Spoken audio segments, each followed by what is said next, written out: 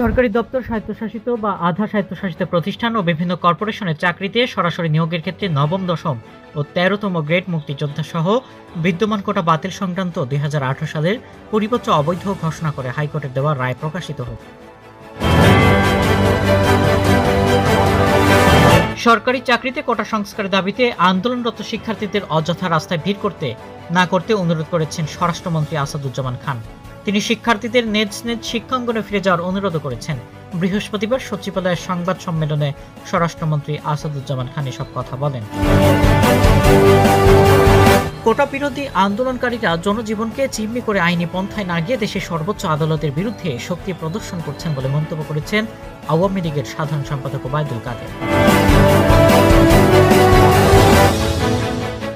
ক্যান্সারের বিরুদ্ধে লড়াই করছেন জনপ্রিয় ভারতীয় অভিনেত্রী হিনা খান। গত ২৮ জুন জানা যায় যে স্তন ক্যান্সারের ৩য় গ্রেডে আক্রান্ত তিনি, আর এই কথা সামাজিক যোগাযোগ মাধ্যমে হিনা নিজেই জানিয়েছিলেন।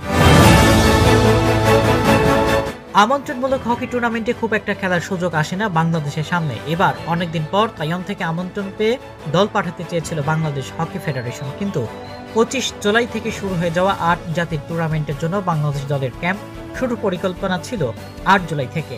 এদিকে ১১ জুলাই পেরিয়ে গেলেও ক্যাম্পের কোনো খবর নেই। এই ছিল দেশ দেশান্তর 24-এর আলোচিত সংবাদ।